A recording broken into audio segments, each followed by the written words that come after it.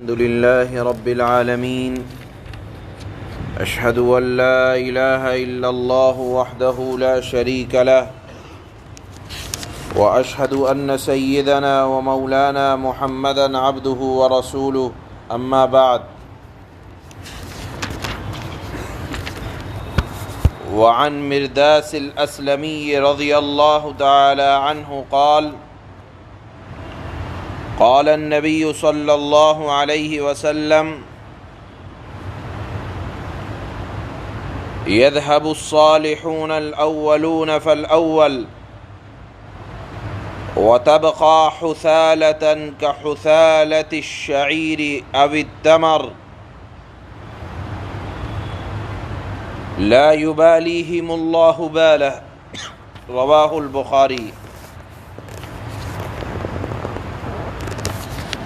اس حدیث کے اندر قیامت کی ایک اور علامت بیان کی گئی ہے کہ قیامت کے قریب آہستہ آہستہ کر کے نیک لوگ جلدی ختم ہو جائیں گے۔ اللہ والے دیندار لوگ، علماء یا معاشرے میں جن کو دیندار طبقہ لوگ تصور کرتے ہیں، وہ زیادہ کثرت کے ساتھ، تیزی کے ساتھ پردہ کرتے چلے جائیں گے، اور ایک وقت آئے گا کہ اللہ کے نبی نے فرمایا کہ جس طرح کھجور اور بھوسا چن لینے کے بعد، عمدہ کھجوریں چن لینے کے بعد یا گیہوں وغیرہ کو چھاننے کے بعد جو بھوسا بچتا ہے، اس طرح کے لوگ معاشرے میں، یعنی جن کی اللہ کے نزدیک کوئی حیثیت نہیں ہے، اس طرح کے لوگ باقی رہ جائیں گے۔ پھر اللہ کے نبی نے فرمایا لا یبالیہم اللہ بالا، کہ ان کی اللہ کے نزدیک کوئی حیثیت نہ ہوگی، یعنی قیامت کے قریب ایسے لوگ باقی رہ جائیں گے کہ ان کی اللہ کے نزدیک کوئی حیثیت نہ ہوگی، اور اس کے بعد قیامت برپا ہو جائے گی۔ لہذا معاشرے میں جو دیندار لوگ یا علماء طبقہ یا بزرگان دین جو موجود ہیں، ان کی قدر کرنی چاہیے